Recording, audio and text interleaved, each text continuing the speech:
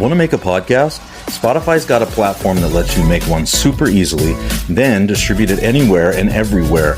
You can even earn money all in one place for free. It's called Spotify for Podcasters, and here's how it works. Spotify for Podcasters lets you record and edit podcasts right from your phone or computer, so no matter what your setup is like, you can start creating today. Then you can go ahead and distribute your podcast to Spotify and anywhere else podcasts are heard. Video podcasts are also available on Spotify.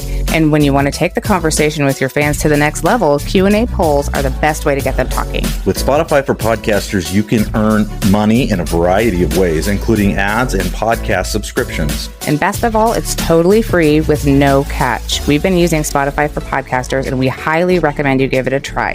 Download Spotify for Podcasters app or go to www.spotify.com/podcasters and get started.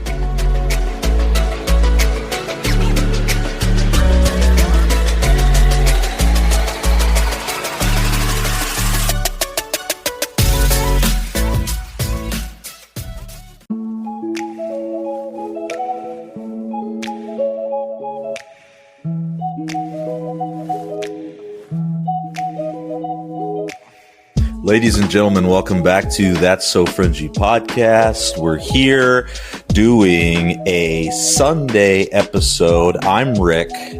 I'm Kristen. And I'm Bethany.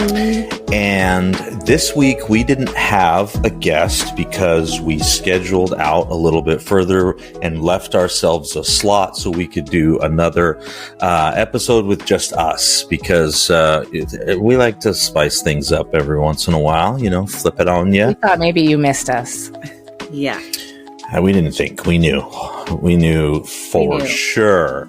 So anyway, we hope that you enjoy this. But first, we got a couple of things that we want to talk about, like liking and subscribing, right? This is where you do your part, you know, as the community, and you like and you subscribe and you send it out to the people around you, because the call of Jesus is to evangelize.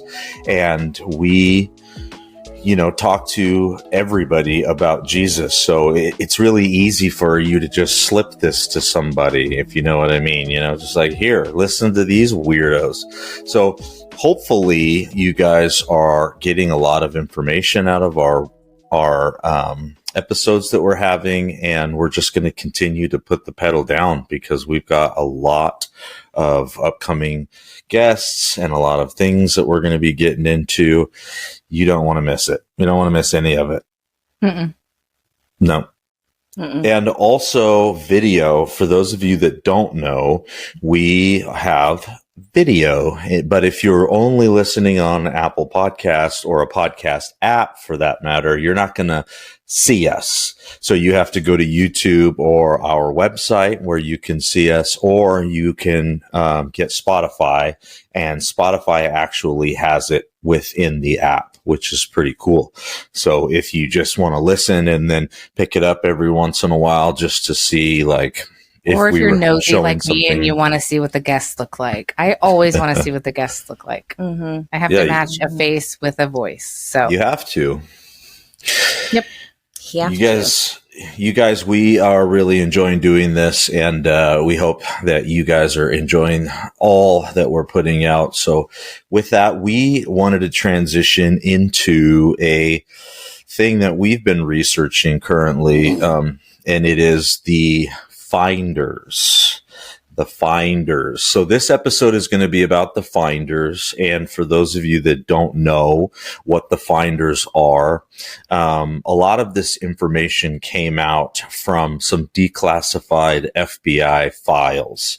Now, you can get on to the FBI website and actually find these files yourself, but we're going to link them on our show page on the website, and then link that in the description below, so you can go and read these.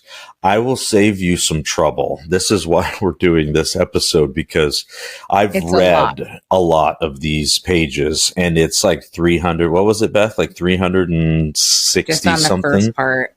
322, which is a really weird number. Ugh. Yeah.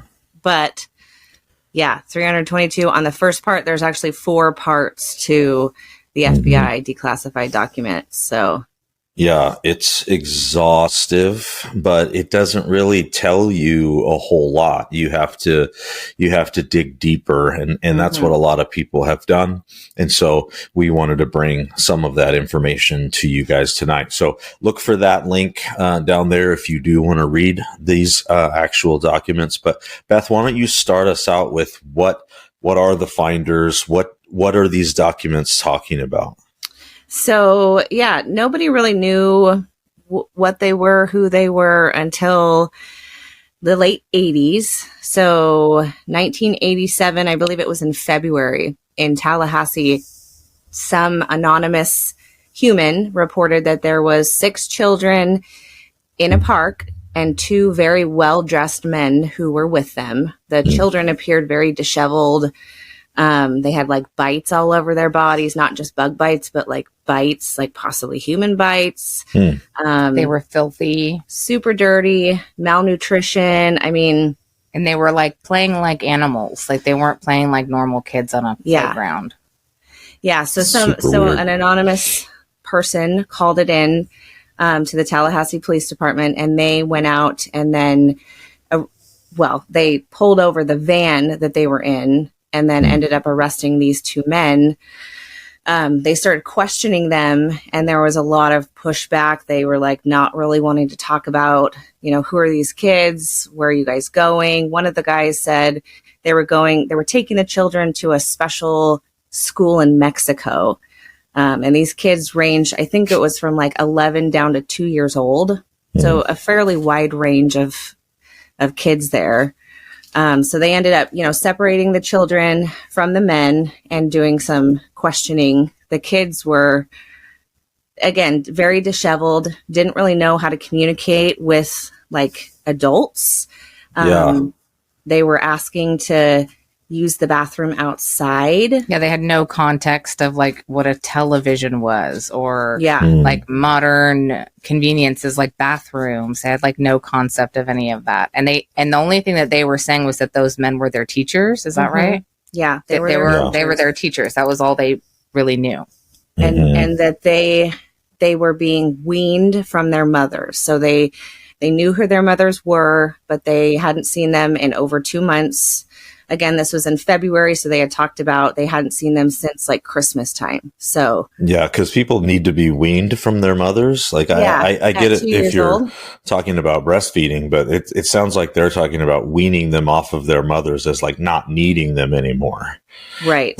Yeah. That's very, very weird. strange. So Tallahassee, there was a couple really good investigators that were, super curious and wanted to get down to the bottom of what was going on. They ended up taking the kids to the hospital and doing, I assume like a rape kit to see if there was any kind of signs of sexual abuse. 2 of the children did exhibit signs of sodomy and sexual abuse. But then when asked about it later, they got really weird. The older one, they referred to her as Mary. She got really weird about it. Like, no, there was no bad touches. There was nothing. And then she kind of shut down after that. Yeah, I mean, that's a telltale sign right there for anybody that has kids. Like, the thing that they don't want to talk about is the very thing that happened, Yeah. Yeah. So the kids were super sketch. And then the stuff they found in this van when they pulled these 2 guys over, it looked like the kids had been living in there for like a while. Like it was filthy. It smelled really bad. Like it was in bad condition. But then they also found like some computers and floppy disks. And so this was in 1987. So for some perspective, like the earliest computers were barely out, if out. Like Windows 95 didn't come out until 1995, and this was 1987. Right. So technology didn't exist the way that it does now. So for them to have computers and have some of this technology didn't add up. None of it added up. Yeah, they had a TSR 80, which I'm not a computer person at all, but they had a TSR 80 computer in the van. And according to the kids, these 2 men who were their teachers were in contact with a man that went by the name of the Game Caller. They didn't know his real name at that point. We'll get into that later, but That's So all the kids they- knew him as. Yeah, the game caller would get in touch with the two men in the van and they would play games, is according to the kids. One of the games that they talked about playing was they would find a man on the street and strip him down and take all of his money. And this is coming from an 11-year-old girl explaining this game that they played. Right. Not going to make up something weird and random like that. You know, Right. 11 years old, you don't have that type of context even for something Especially if like they that. didn't even know how to use the bathroom, like a Mhm. bathroom. Yeah, fast forwarding just a little bit on this part, they did find out that these kids were living outside. They were living in the watermelon fields where this Finders Club, whatever you want to call it, originates in Washington, D.C., which again, we'll get into in a little bit. But they found that these kids were living outside in these watermelon fields and were not allowed inside. They found that they were eating an all raw meat diet, didn't know how to use a toilet, just really, really strange things that they were. And this is all coming from the kids. Like, this was not coming from the men because they pretty much shut down. Yeah, the guys wouldn't talk much, it sounds like. They were pretty much like, no, we're not talking to anybody. No, I mean, if they're traffickers, they know. They have a Right. whole cover story. I mean, the whole teacher thing, taking them to Mexico, like, obviously this is their cover story. And what is he going to say? You know, like, yes, these are some children that we trafficked, you know, so they have all of this stuff figured out. So let's talk about the DC connection, because the DC connection is very interesting to me. When they started investigating, they started finding that this had deeper ties, right? These finders, these particular guys were linked to this larger overall web of pedophilia and human trafficking, and they went by the name of the Finders, or the Finders Group. And so what kind of affiliation with DC have you heard of them being linked to, Beth? So initially, I think the kids were the ones that said, yeah, we are from DC. And one of the men ended up confirming that that's where they were traveling from DC to Florida to then take these kids to the special school for special kids in Mexico. Mm-hmm. So they track them like special talented and gifted type children school. Right. Which we know, going back to our MK Ultra episode, they disguise this, you know, special gifting, whatever it is. That's where they're doing all these tests on these children to see where are they gifted, where can we use them. So that was the cover story. They tracked it back to DC. Yes, they found the kids' moms, most of the children's mothers in DC, and then also Maryland. So the Maryland was kind of where it started. It sounds like there was a farm in Maryland that was owned by a guy. Marion Petty was his name. Okay. Turns out this guy was actually the game caller. Eventually they made that connection. So he owned this farm, and then they had another offshoot in DC. They got in contact with, again, these kids' moms, and the moms basically said, we let those guys take the kids, you know, we're weaning them off of us. This is totally normal. This is how we do it. Yeah, we live a very different lifestyle. Alternative lifestyle. So so then Tallahassee police ended up getting in contact with the DC Metro Police Department and kind of started an investigation in DC, which come to find out they already knew about the Finders. DC police did. Oh, I wonder how. Yeah.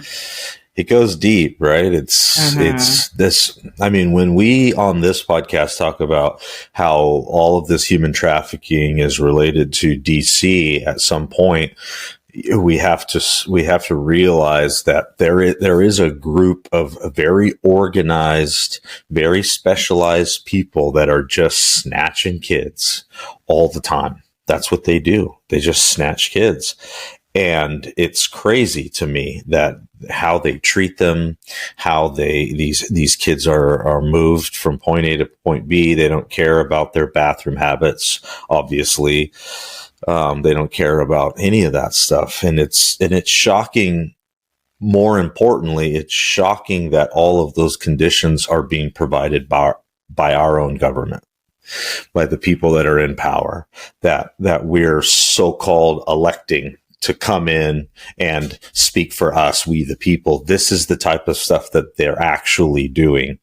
And it's on the FBI website. You can read these documents. Yeah, it's all there. It's complicated to read because it's redacted, and if you've ever seen how they declassify documents, I think they purposely just throw things, like they throw all the papers up in the air, and then wherever they land is the order they put them in, kind of a thing. So it's hard to get through. But so was it the DC police that they found a house, like a duplex or two houses side by side or something? Was it the DC police that found that, and they had already raided it, or did they raid it at that time when they found the children? Yeah, so they ended up conducting a search warrant at the time that Tallahassee had contacted DC and said, "Hey, there's something weird going on here." Okay. And they did acted out the search warrant in DC on the duplex, and then another warehouse, and then at the same time on the Maryland farm. Somehow, though, before this raid happened, Marion Petty, who was the one that owned that farm in Maryland, told everybody to flee. Time to go. So there was actually no people there, but they did find a lot of evidence in these warehouses that they raided. Yeah. Yeah, there was some weird stuff in these places. I mean, obviously one of them had like a lot of children's clothing and, stuff like that. They had obviously looked like children had lived there, or they had supplies for children. I think that was the warehouse. Yeah, they had a lot of children's clothing. They found books on mind control and how to perform mind control. They found books on Satanism. And then they also ended up finding some pictures, some Polaroids of naked children. One of the police officers said, we're not saying that this is pornography, but it does look a lot like what we would consider pornography. So it was a really weird. Didn't they have like a spot in this warehouse that looked like it was for filming? Like it looked like a studio type area. And then they had like other little areas in this warehouse that looked like a place that you would program somebody, like a reenactment center or, something like that. So there was lots of weird things in this area. Yeah. Yeah. Very, very strange. So then jumping back to Florida, a couple days after these two men get arrested, they're being held. The kids are being, taken care of in a secure location is what they said. Yeah, I did read a thing that said, like, shortly after they took these men into custody and had the children, they were getting like bomb threats at the children, like where they would normally, like these shelters that they would normally put these kids in when you get them, like DCS has these places. Yeah. They were getting bomb threats at these places, and nobody should have the media didn't even know that this situation was going on yet. And they were already, so they ended up having to place them in a secure, like a special, like a black site with armed guards. Yeah. It was crazy. Yeah, they had 24-hour security for these kids. It seemed to me like Tallahassee was taking this pretty seriously, and like, we need to figure out what's going on here. And then DC was like, we already know about them, whatever. But sure, we'll go raid their warehouses. We'll just tip them off first so we can't arrest anybody. Right. So there's actually no people there. Yeah. So in Florida, I think it was 2 days after the men were arrested, a student at Florida State University is walking in front of the library, and there's a phone booth outside, and there's a computer, a TSR-80, inside this phone booth. So he takes it into the library and starts, getting into it. And there's a ton of information about the finders and about the the reports that Tallahassee had started on the finders. How long after did he find that computer from when, like, they originally arrested those men? It was not very long, right? No, I think it was 2 days. Yeah, it was 2 days. Like, not long enough that it's just, remember, technology was not at the push of a button back then. Right. Yeah. So they found a bunch of weird stuff on the computer. They found some logs on how to buy children and sell children, which was very weird. So this student was like freaked out and turned it into the police. And then nothing really ever came of that. Like, we never heard anything else about this computer or what else was on this computer. It was obviously belonged to somebody in the finders. Yeah. I saw that there was something about, like, I don't know if it was in the search engine or what, but they were inquiring about the Chinese embassy. And then in the van, when they pulled the guys over originally, there was a Chinese to English dictionary, or what do they call that? Translation. Yeah. Yeah. So when this Marion Petty guy. Oh yeah, you should explain who this Peach is. The game caller guy. He was actually a master sergeant in the Air Force. So when he got tipped off that they were going to be raiding his property in Maryland, he ended up flying out of the Andrews Air Force Base to China. Why China? I don't know. Nobody can really figure out. But there was also a dictionary that he kept with him, a translation dictionary. So there's not a ton of information about this guy. He passed away in 2003. He never had any charges brought on him. He was a master sergeant in the Air Force. Rick, what does it take to be a master sergeant?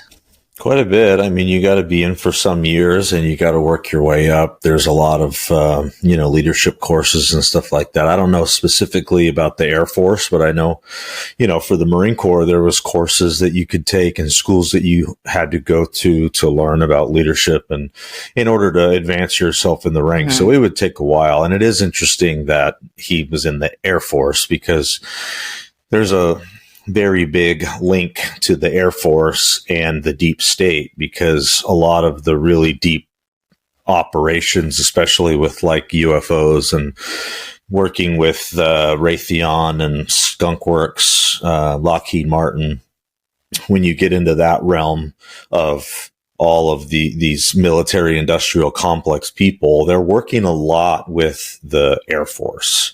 The Air Force is right. What do you think of this whole cabal as being global? I mean, how do they get from here to there? They have to fly there. I mean, the Air Force would be somebody that they would want for transportation purposes. They would want them in their back pocket for sure. Yeah, and I'm not saying UFOs exist. I'm just saying that. I'm not saying that alien UFOs exist. I believe that there are a lot of UFOs, unidentified flying objects, that are man-made. We have a lot of those. We have all of those military industrial complex companies making all of those things. And, reverse engineering maybe of crafts that they've found. But all of that said to say that it's usually the Air Force that is finding, if they do have down craft, it's the Air Force that's finding them. And it's the Air Force that's working with those craft and those companies to reverse engineer, stuff like that. So if there is craft, it's the Air Force, and it is Air Force bases, and it's very much Air Force. So if this dude is Air Force, it doesn't really shock me at all. And those are those connections that my mind make. But yeah, I didn't make those connections as a non-military person. Like I wouldn't have.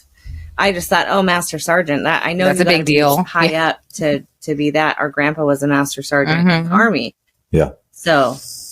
And he retired from the Army. That was his career. Right. So it takes a while. I didn't know if it was just time or if there was like actual, sometimes it's just the amount of time you've been in, and sometimes there's actual special things you have to do to.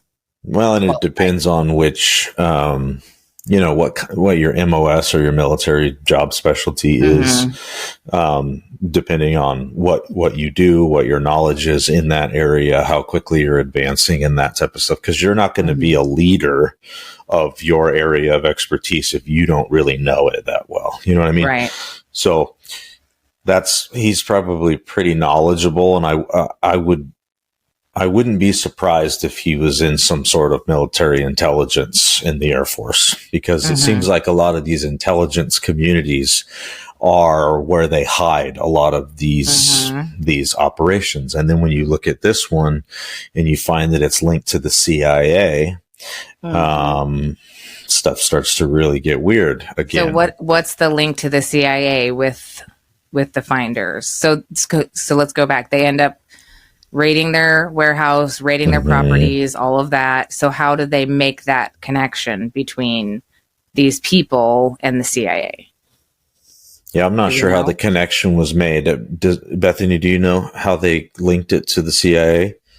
It doesn't really say in the documents that I've read the connection, other than they knew about this group, cult, whatever you want to call it. There was already prior knowledge within the FBI, the CIA, the DC Metro Police, and the Maryland Police Department. They all already knew about these people. So how they knew about them, that's a great question. Right. I did see a thing that was a internal memo, or there was lots of internal memos from the people in Florida, but there was also one from the people in DC that was like, hey, we're supposed to be investigating this, but kind of like a hands off. You guys don't need to do anything. So DC was handling it, but by handling it, they meant nobody was to investigate it because they already knew about it. So it was like no big deal. Right. Yeah, exactly. Yeah. So then what ends up happening to the men? So we're in Florida. These men get taken into custody, kids taken away. Then what happens to these guys? So they end up taking the children back to their mothers after they find their moms. The guys are in jail. I read a couple different places. It was 10 days. It was 6 weeks. Regardless, they were not in jail for a very long time, and charges were completely dropped. So initially, the initial charge was, it wasn't a felony. It was a misdemeanor, like child endangerment. Neglect. Neglect. Okay. And so that's what they were holding them on. And then after DC and the FBI and U.S. Customs was involved because it was over borders, they basically all said to the Tallahassee police, drop it. We have no evidence, even though there is plenty of evidence that was seized from these properties. They came out and said that we have no evidence. These people can live however they want to live. And they ended up releasing these two men to go about their business. Yeah.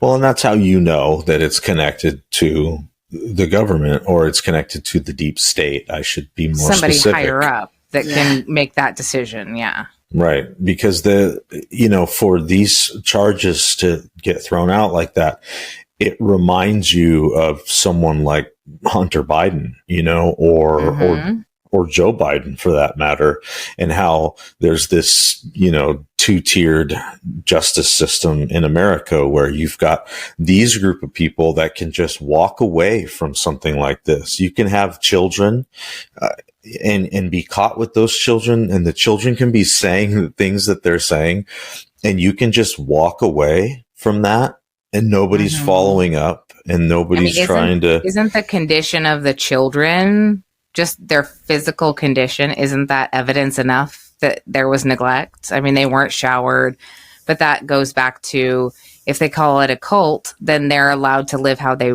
want to live, even though the children didn't make that choice. So that's a blurred line for me, but yeah, the parents are allowed to raise their children how they want. So if they want to not shower, they don't have to. Well, and that's how the cabal has packaged all of their nefarious behavior, is in religion, right? Because religion has these certain, in America anyway, these certain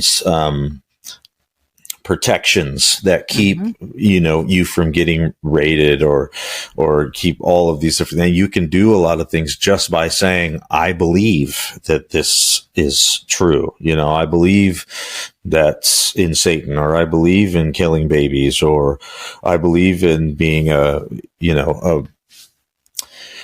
person that's attracted to young children, like I believe that is part of my religion. And it's like, you don't get to just use religion as a crutch to get away with everything that you're doing.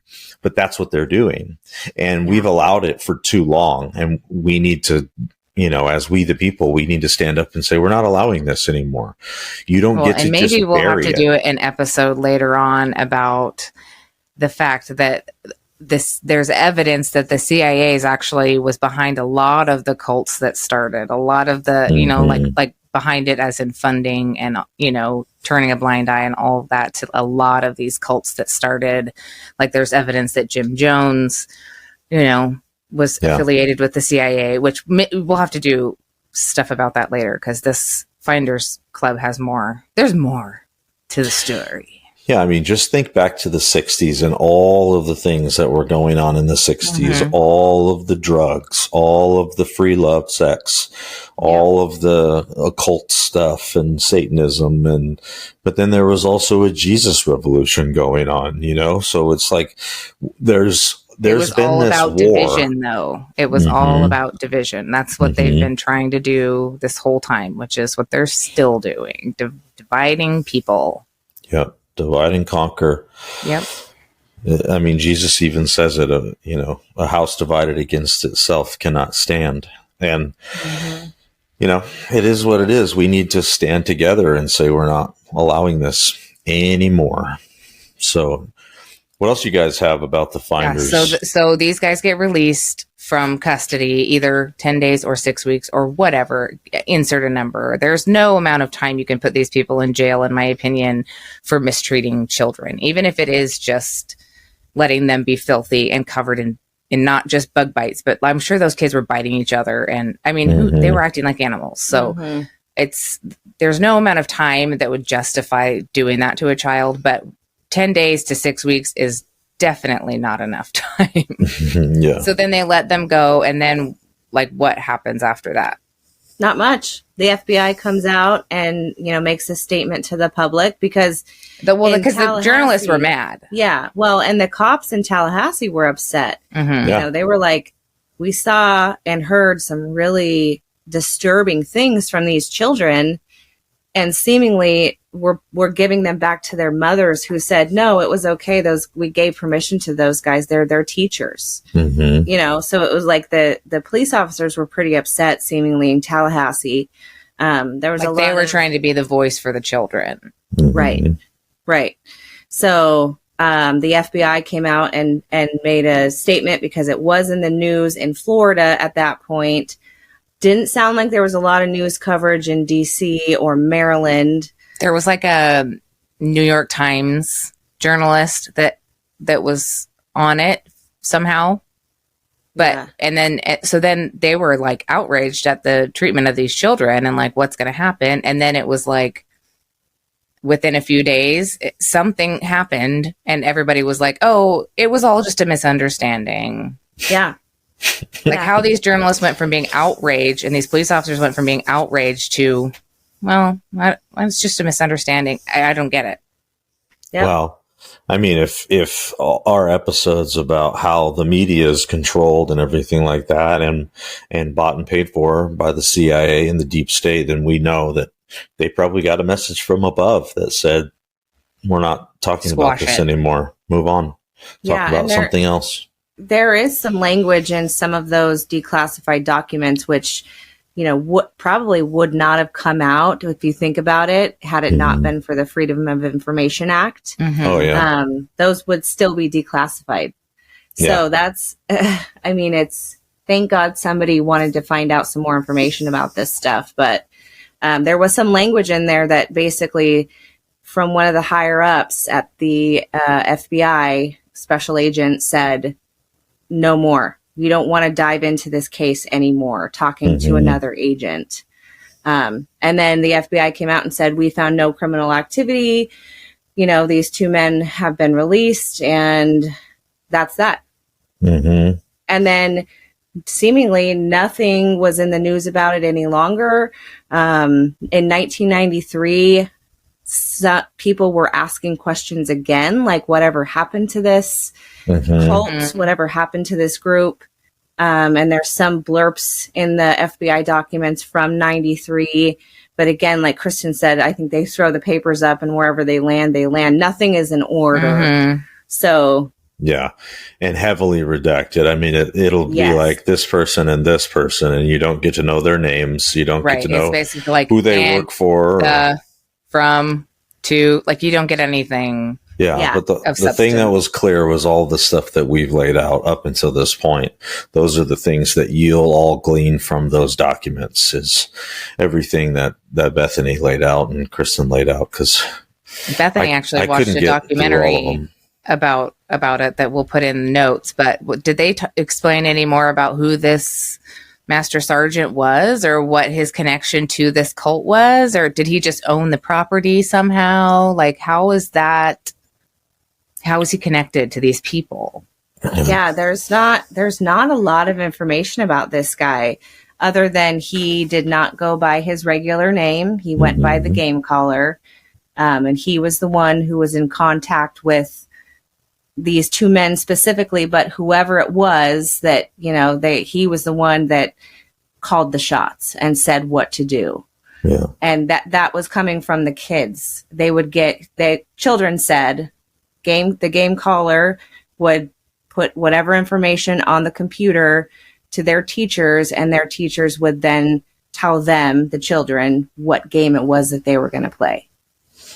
Which is just gross, you know, even that they're calling it games, you know, that they're calling it he's the game caller and he calls in and gives them these weird games to play. It's like, it just makes you so sick. There was one where it was like the game was that the kids were supposed to find out the man with a hole in his shirt and like put their finger in it and rip the shirt. It was like, these are weird. Like, what are these games? What's the purpose? Yeah, very weird. It makes me think about the Hunger Games. Like, that was the first thing that came to my mind when I started reading about this game caller guy, because don't they have... It's not the architect. The architect is in The Matrix. Yeah, no, it's the people that sit in the control room that are like... Yeah, but there's one guy that is the... It was played by the guy, he died. Philip Seymour Hoffman. Yeah.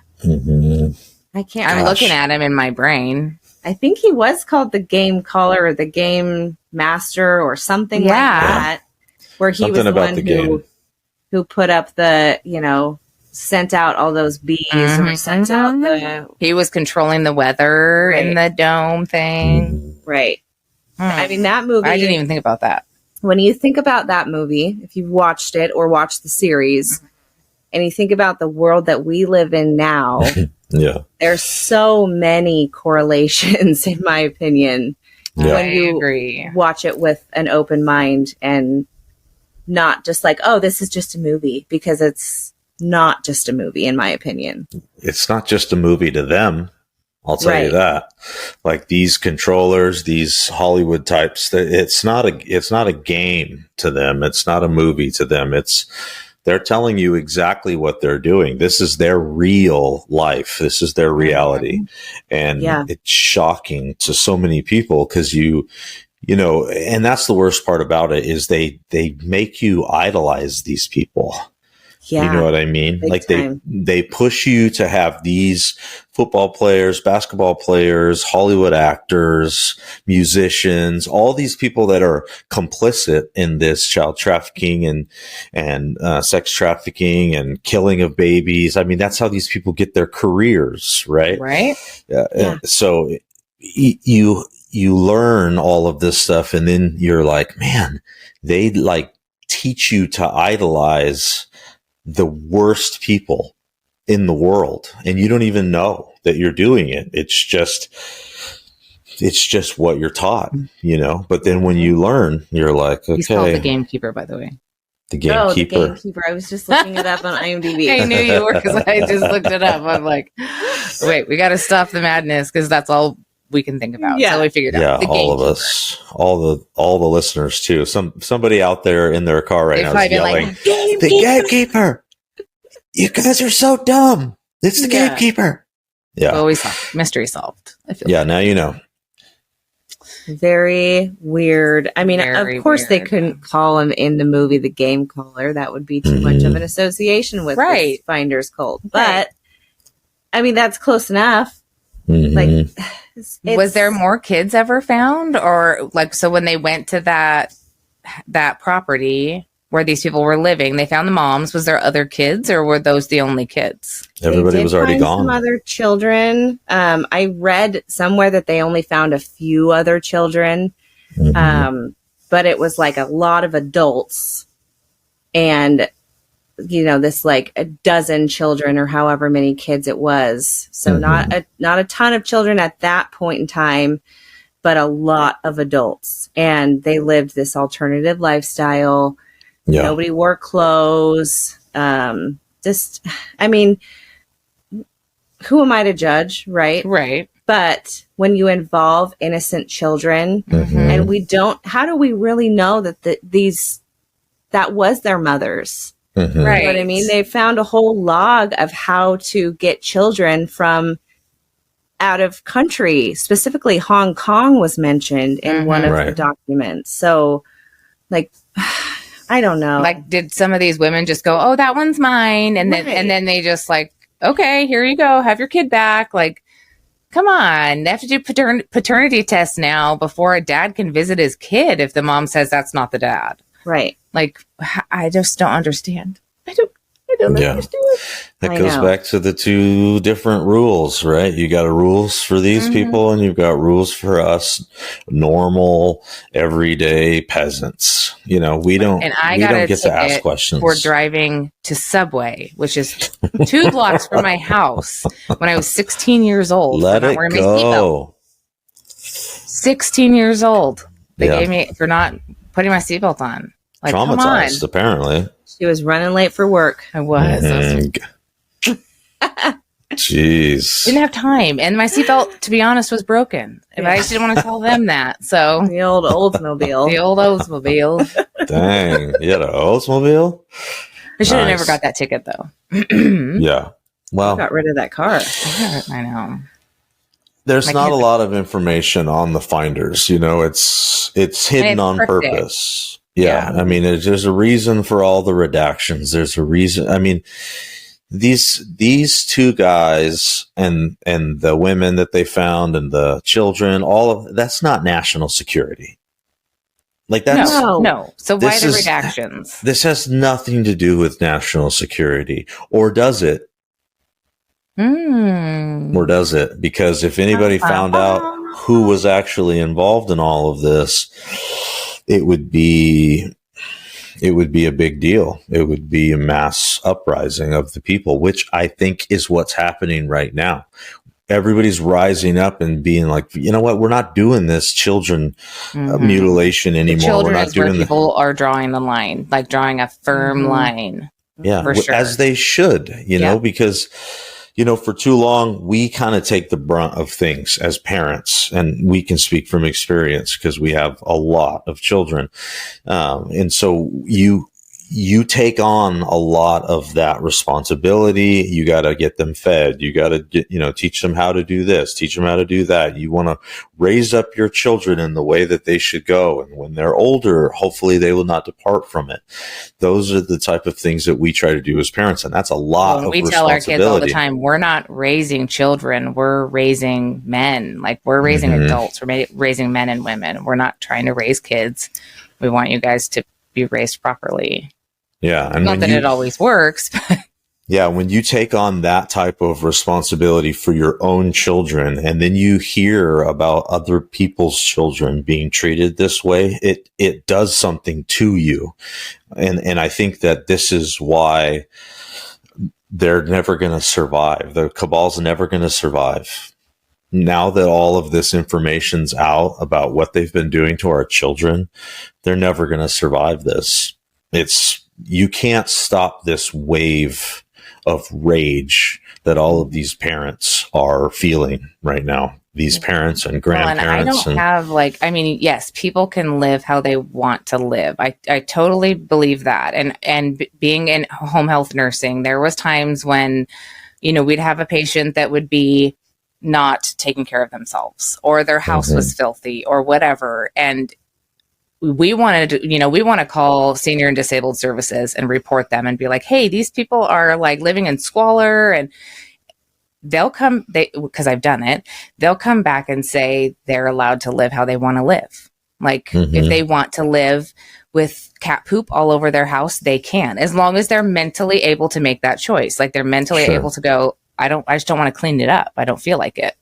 Then they're allowed to live like that, which is heartbreaking, but you see it. And, we see it all the time, which sucks. But when you start bringing the kids in is when that escalates it to the next level. That's why it's surprising to me that between Florida and Maryland and Washington, D.C. and all these places, not one charge was issued against these men that were holding these children in a van. They didn't even they weren't even in a dwelling. They were literally living in a van. Yeah. Like, it's heartbreaking. I just don't. Yeah. I mean, we could go down a deep rabbit hole of Child Protective Services and the injustices that are there in that offshoot of our and government. They're huge trafficking. They're a spoke in the wheel. How about we'll say that? Yeah. There's a lot of spokes that go into the wheel, but yeah. Yeah, because I couldn't really find anywhere where they were called. I know it's not CPS in every state. Right. It's DHS or whatever. Right. But there seemingly I couldn't find a connection where, they called them and said, hey, can you guys help us pick up this investigation since it's involving children? Right. And especially since it was going across state lines, you're talking about that's when the FBI gets involved. Dun, dun, dun. When you take a child across state lines, that's considered a national crime. So we're not talking about just a crime in Florida of them living in this condition. This is a crime, a federal crime, you would think. Yeah, I mean, trafficking. And they had the intent to take them to Mexico. Well, the mothers came out later and said, I don't know why they said that. They were never going to take them to Mexico. Blah, blah, blah, blah, blah. Did they ever say what, like, I know they said the final destination for them was going to be this school for gifted children, but did they ever have like an address or a place, or they just get to say whatever they want and there's no follow-up? Seemingly, yeah. I mean, it seems to be that they just don't care. Yeah. And then that leads to the question, why? Or at least in my mind it does. Why don't they care? And that's a lot of people to not care, and you start to, the person that isn't as deep into these rabbit holes as we are, I can see how somebody would be saying, how are they hiding this from everybody? How are they able to take all of these children? Well, it's happening. Children are going missing all the time, like literally daily. And they control the media. So you don't get to hear about the things that they don't want you to hear about. They control the narrative online. They control the narrative, and this is an interesting thought I just heard about the other day is, do you guys know what MK Ultra was called before it was called MK Ultra? Not Project Monarch, not that. Tell me. It was called Project Bluebird. That's right. I did know that. Project Bluebird. And now, does everybody know what the logo for Twitter has been for so long? does it start to make these connections come to your mind? And this is the platform that is the chosen platform for celebrities and anybody famous to use. This is like, we're only officially putting our stuff on Twitter. Okay, well, why? Yep. It's a mind control apparatus. About that. Project Bluebird. So some things for you guys to think about. Obviously, the Finders is not easy to find. Gosh, I couldn't wait to say that. And, you know, if you get online, you're going to have a hard time finding a lot of this stuff. But we have already directed you directly to the FBI's website where the person did a FOIA. And so they had to. We should probably, I don't know if we've explained the Freedom of Information, which is the FOIA, but it's so that's how all the declassified documents came out for MK Ultra. But it's you have to be very specific. Like, it's not just, I want to know about this. It's like super, super specific, and you have to know the project name in order for it to become declassified. So they had to, whoever filed this Freedom of Information Act knew to write the Finders as the CIA, the Finders FBI group. project. Yeah. So they knew to put that in there, which is the only way any of this stuff ever came out. So imagine all the projects, because, you know, if you don't know by now, you should know.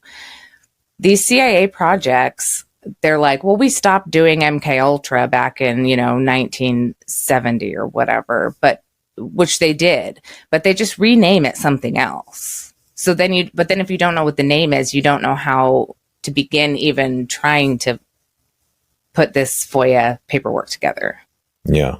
That's why whistleblowers are so important, And what is a whistleblower? It's just a human being. It's a person that finally decides that what is going on behind the curtains is not okay, and it's worth risking their lives and risking everything for this to come out. And that's what we've had, a lot of whistleblowers coming out, and we've had a ton of them come out in the last couple of months because of that whistleblower law that passed, where the NDAs, or the non-disclosure agreements, have been set aside for a time so that they can discuss all of these secret projects and classified things that are, we've gotten to the point now where the people are not going to deal with this anymore. People are standing up, which I love to see.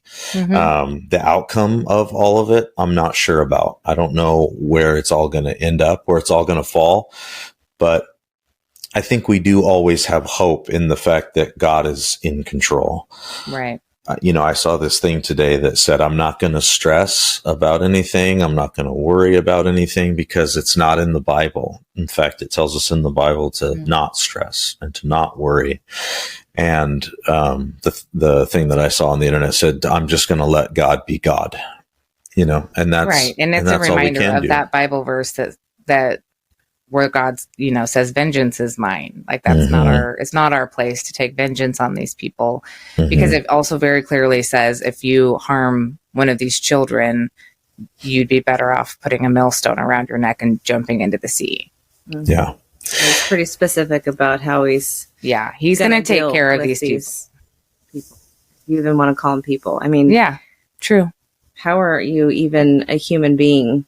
Like, it's so disgusting. I just don't know how you birth a child. You carry a child for 9 months. You birth a child. That connection is something that is like so profound.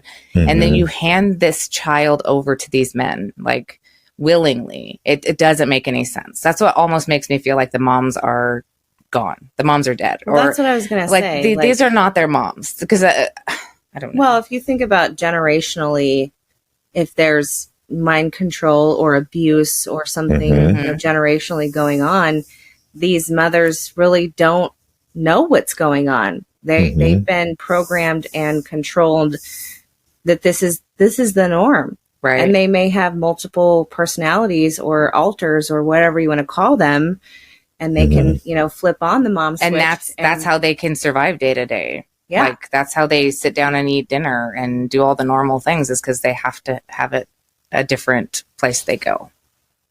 Yeah, in I their mean they have a hierarchy of kidnapped children, which is hard to hear, but there's some children that are used for collecting other children. They'll use one child that's already been programmed and stuff to lure in more children. There's other children that are used for sex. There's other children that are used for sacrifices. And there's other children that grow up to be people that are giving birth to more children so that they can have more and more children. And some of those mothers, like Bethany, Kristen were saying, they're already brainwashed because they've grown up in this system of torture. They've grown up in this system of brainwashing, and this is their job. This is the job that they've been given, is to birth more children. And a lot of times it comes through rape. It's not even a good birthing experience for them, which is horrifying and terrible.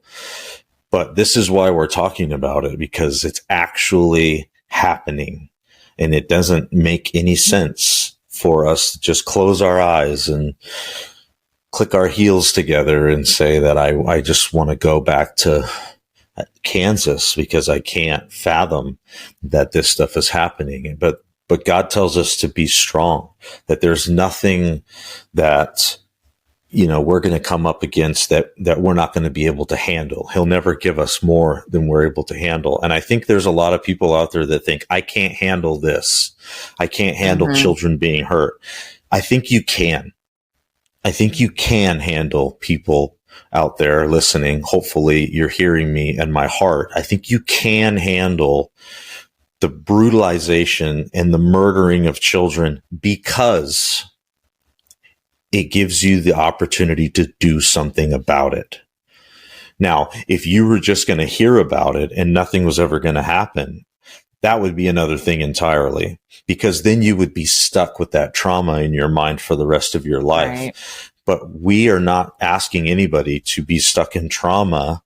We're talking about this stuff so that there can be an awareness so that we can all do something about it. Because everybody in their own communities, in their own neighborhoods, in their own families can do their own part. You can teach your kids about child trafficking and help them to understand that we need to be careful. These are the things that we can look out for. If you're not doing that with your children, please do. Because they need to understand. They need to know that there are children out there that are trying to lure in other children. Like as sick as that is. Think about it, that's how Epstein got all of his girls. They would be like, hey, we're, high school girls. They're like, hey, this guy will pay us $100 if we just go give him a massage. And that was how he recruited all of those hundreds and hundreds of girls to come to his house and give him massages. That was exactly it. That was their job, was to go get more. Because then if I bring Bethany in and she gets $100, but then I get $200 because I not only am coming and giving a massage, but I'm also bringing another person with me. That's how pyramid schemes work. Yeah.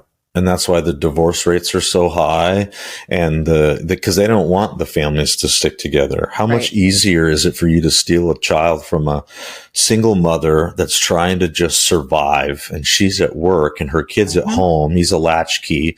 He comes home from school and he takes care of himself, and he just wants to go over to his friend's house and hang out, play video games. And his friend's dad is a trafficker and he has no idea. And the friend has been trafficked. That's not even his real dad. Like, we don't know what's going on in our own neighborhoods. It happens a lot more than people realize.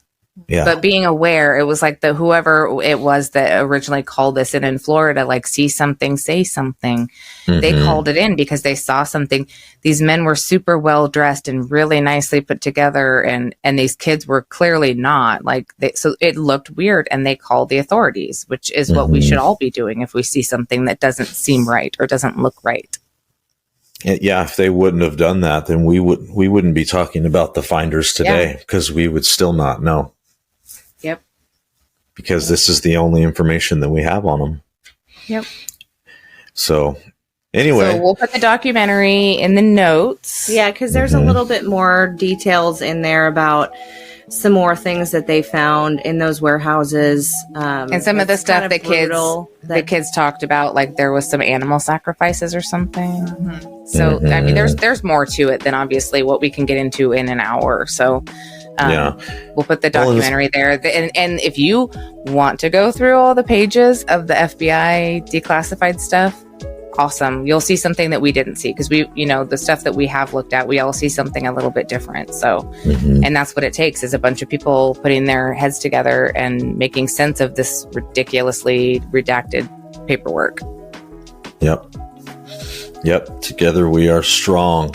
So let's continue to talk these things out. And we hope you guys enjoyed this episode. We know that you missed us. We get it. Yes. We miss us too a lot of times. But anyway, we hope you guys are doing well out there. And don't forget to stay fringy, my friends. All right, you guys, that's it for us. We're going to get out of here. Again, I'm Rick. I'm Kristen. And I'm Bethany. And we are That's So Fringy Podcast. We'll see you on the next. Bye. Bye.